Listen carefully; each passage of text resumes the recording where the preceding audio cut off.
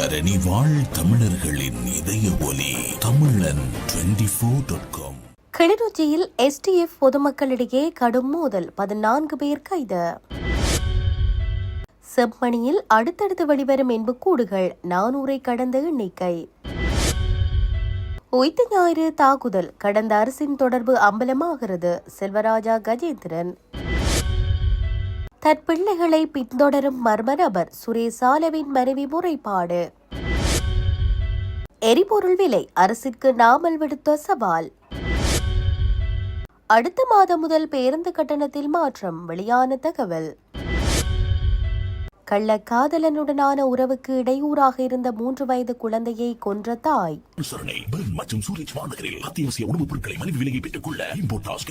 தொடர்பென விரிவான செய்திகள். கிளிநொச்சியில் விசேட அதிரடிப்படையினருக்கும் பொதுமக்களுக்கும் இடையே பாரிய மோதல் ஏற்பட்டுள்ளது.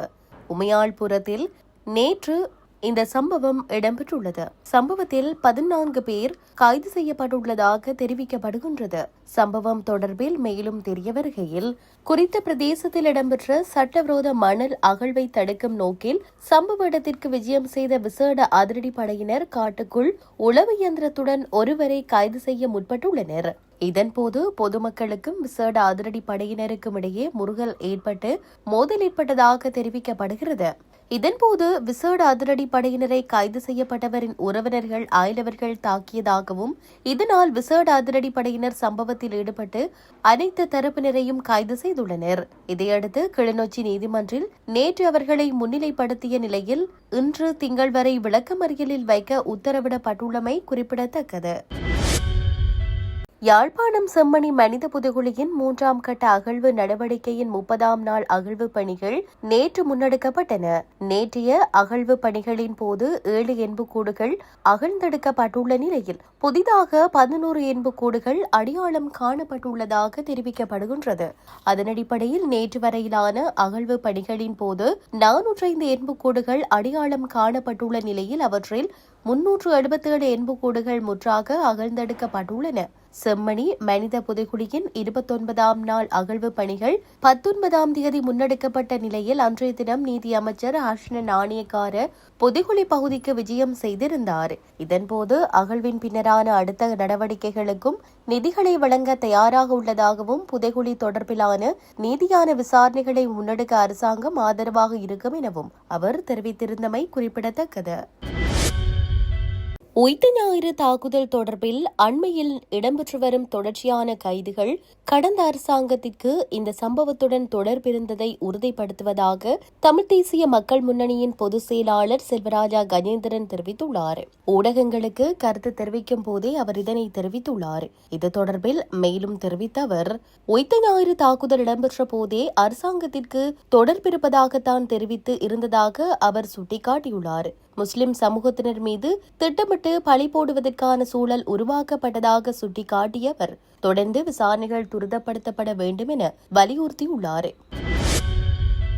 மர்ம நபர் ஒருவரால் தானும் தன் குழந்தைகளும் கண்காணிக்கப்படுவதாக சுரேசாலேவின் மனைவியான மனோரிசாலே முறைப்பாடு அளித்துள்ளார். குற்ற செயல்களால் பாதிக்கப்பட்டவர்கள் மற்றும் சாட்சிகளை பாதுகாப்பதற்கான தேசிய ஆணைக்குழுவிடம் அவர் இந்த முறைப்பாட்டை முன்வைத்துள்ளார். குற்றப்புலனாய்வு துறையில் பணியாற்றும் ஒரு குறிப்பிட்ட நபர் சாதாரண உடையில் சந்தேகத்திற்குரிய கண்காணிப்பு நடவடிக்கைகளில் ஈடுபட்டு தன்னையும் தனது 2 குழந்தைகளையும் மீண்டும் மீண்டும் கண்காணித்து வருவதாக அவர் குற்றம் சாட்டியுள்ளார். இதன் அடிப்படையில் நேற்று தனது 17 வயது மகளும் 22 வயது மகனும் தங்கள் தந்தையை பார்க்க தேசிய மருத்துவமனைக்கு சென்றபோது அந்த நபர் குழந்தைகளை பின்தொடர்ந்து தனது கைபேசியில் அவர்களை புகைப்படம் எடுத்ததாக அல்லது காணொலி எடுத்ததாக அந்த முறைப்பாட்டில் முன்வைக்கப்பட்டுள்ளது. அத்தோடு அவர் இதற்கு முன்பும் தேசிய மருத்துவமனை மற்றும் குற்ற புலனாய்வுத்துறை வளாகங்களுக்கு அருகில் சுற்றித் திரிவதை கண்டிருப்பதாகவும் மனோரிசாலே குறிப்பிட்டுள்ளார். இத்தகைய சூழ்நிலையில் குற்ற செயல்களால் பாதிக்கப்பட்டவர்கள் மற்றும் சாட்சிகளை பாதுகாப்பதற்கான தேசிய ஆணைக்குழு இந்த விவகாரம் குறித்து ஒரு சுதந்திரமான விசாரணையை தொடங்கவும், சம்பந்தப்பட்ட நபரை அடையாளம் காணவும், யாருடைய அறிவுறுத்தலின் பேரில் இத்தகைய செயல்கள் மேற்கொள்ளப்படுகின்றன என்பதை கண்டறியவும் நடவடிக்கை மேற்கொள்ளுமாறு மனோரிசாலே கோரிக்கை விடுத்துள்ளமை குறிப்பிடத்தக்கது. நுகர்வோருக்கு அதிக வெளிப்படைத்தன்மை தேவை என்று தெரிவித்து எரிபொருள் விலை நிர்ணயத்தின் முழுமையான விவரங்களை வெளியிடுமாறும் எரிபொருளுக்கு மானியம் வழங்கப்படுகிறது என்ற கூற்றுக்களை நிரூபிக்குமாறும் பொதுஜன பெரமுனவின் தேசிய அமைப்பாளர் நாடாளுமன்ற உறுப்பினர் நாமல் ராஜபக்ஷ அரசாங்கத்திற்கு சவால் விடுத்துள்ளார். கொழும்பில் நடைபெற்ற ஒரு பொதுக்கூட்டத்தில் பேசிய நாமல், பிராந்தியத்தில் உள்ள பல நாடுகள் குறைந்து வரும் உலகளாவிய எரிபொருள் விலைகளுக்கேற்ப தமது நாடுகளில் விலைகளை குறைத்து வரும் நிலையில் இலங்கையில் எரிபொருள் விலைகள் ஏன் தொடர்ந்து உயர்ந்து வருகின்றன என்று கேள்வி எழுப்பினார். நுகர்வோருக்கு நிவாரணம் வழங்குவதற்கு பதிலாக அரசாங்கம் தனது திறமையின்மை மற்றும் தவறான நிர்வாகத்தின் செலவுகளை பொதுமக்கள் மீது சுமத்துவதாக அவர் குற்றம் சாட்டினார். இறக்குமதி செலவுகள், வரிகள், தீர்வைகள், போக்குவரத்து கட்டணங்கள் மற்றும் லாப வரம்புகள் உட்பட உள்ளூர் எரிபொருள் விலைகளை நிர்ணயிப்பதில் பயன்படுத்தப்படும் அனைத்து கூறுகளையும் வெளியிடுமாறு நாமல் அதிகாரிகளுக்கு சவால் விடுத்தார். உள்நாட்டு உற்பத்திக்கு அதிக ஆதரவு அளிப்பது உணவு செலவுகளை குறைக்கவும் அந்நிய செலாவணியை சேமிக்கவும் உதவும் என்று அவர் வாதிட்டார். வாழ்க்கை செலவு காரணமாக பல குடும்பங்கள் சிரமப்படுவதாகவும் பொருளாதார நிவாரணம், வேலைவாய்ப்பு உருவாக்கம், பொது சுகாதாரம் மற்றும் வெளிப்படைத்தன்மை ஆகியவற்றில் அரசாங்கம் கவனம் செலுத்த வேண்டும் என்றும் அவர் மேலும் வலியுறுத்தினார்.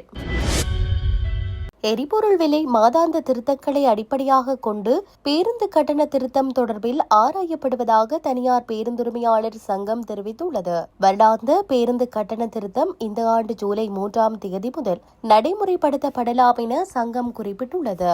ஊடகம் ஒன்றுக்கு கருத்து வெளியிட்ட போதே தனியார் பேருந்து உரிமையாளர் சங்கத்தின் தலைவர் ஹேமனு விஜயரத்ன இதனை தெரிவித்துள்ளார். அவர் மேலும் தெரிவிக்கையில், கட்டண திருத்தம் தொடர்பில் ஏனைய பேருந்து சங்கங்களுடன் கலந்துரையாடல்கள் இடம்பெற்று வருவதாகவும் அவர் கூறியுள்ளார். எதிர்வரும் எரிபொருள் விலை திருத்தங்களில் டீசல் விலை குறைக்கப்பட்டாலும் அடுத்த 6 மாதங்களுக்கு பேருந்து கட்டணங்களை குறைக்கப் போவதில்லை என்றும் ஹேமனு விஜயரத்ன தெரிவித்துள்ளார். டீசல் விலை அதிகரிப்பு காரணமாக தனியார் பேருந்து சங்கம் தற்போது கடுமையான நிதி நெருக்கடியை எதிர்கொண்டு வருவதாகவும் இதனால் ஜூன் மாதம் ஆரம்பம் முதல் இதுவரை சுமார் 60 கோடி ரூபாய் நட்டம் ஏற்பட்டுள்ளதாகவும் அவர் சுட்டிக்காட்டியுள்ளார். இந்த நிலையில் பேருந்து கட்டண திருத்தம் தொடர்பான இறுதி தீர்மானம் சம்பந்தப்பட்ட தரப்புகளுடனான கலந்துரையாடலின் பின்னர் அறிவிக்கப்படும் என தனியார் பேருந்துரிமையாளர் சங்கத்தின் தலைவர் ஹேமனு விஜயரத்ன தெரிவித்துள்ளார். இந்தியாவில் தெலுங்கானா மாநிலத்தின் சித்திபேட் மாவட்டத்தில் 3 வயது சிறுவன் உயிரிழந்த சம்பவம் தொடர்பாக அவரது தாயும் அவருடன் தொடர்புடைய நபரொருவரும் கைது செய்யப்பட்டுள்ளனர். தீகுல் பகுதியை சேர்ந்த சுவாமி மற்றும் ஜோதி தம்பதியினரின் 3 வயது மகன் ஹரிகிருஷ்ணா கடந்த மாதம் உயிரிழந்த நிலையில் ஆரம்பத்தில் அது விபத்து என தெரிவிக்கப்பட்டிருந்தது. சம்பவம் இடம்பெற்ற நாளில் சிறுவன் வீட்டில் இருந்தபோது கடுமையான தாக்குதலுக்குள்ளாகியதாக போலீஸ் விசாரணைகளில் தெரிய வந்துள்ளது.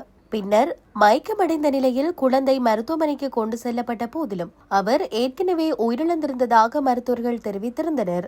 அதனைத் தொடர்ந்து குழந்தை கட்டிலில் இருந்து விழுந்து உயிரிழந்ததாக குடும்பத்தினரிடம் தெரிவிக்கப்பட்டு உடலடக்கம் செய்யப்பட்டதாக கூறப்படுகிறது. எனினும் சில நாட்களுக்கு பின்னர் வீட்டில் இரத்தக்கரைகள் காணப்பட்டதை அடுத்து குழந்தையின் தந்தை சந்தேகமடைந்து அருகிலிருந்த கண்காணிப்பு கேமரா பதிவுகளை ஆய்வு செய்துள்ளார். அந்த பகுதிகளில் சம்பவம் நடந்த நாளில் வெளிநபர் ஒருவர் வீட்டிற்கு வந்திருந்தமை பதிவாகியிருந்ததாக தெரிவிக்கப்படுகிறது. இதையடுத்து வழங்கப்பட்ட முறைப்பாட்டின் அடிப்படையில் விசாரணைகளை ஆரம்பித்த போலீசார் குழந்தையின் தாயிடம் மேற்கொண்ட விசாரணைகளின் போது சம்பவம் தொடர்பான முக்கிய தகவல்களை கண்டறிந்துள்ளனர். இந்த வழக்கில் குழந்தையின் தாயும் சம்பவத்துடன் தொடர்புடையதாக கூறப்படும் மற்றொரு நபரும் கைது செய்யப்பட்டுள்ளதுடன் மேலதிக விசாரணைகள் தொடர்ந்து முன்னெடுக்கப்பட்டு வருகின்றன.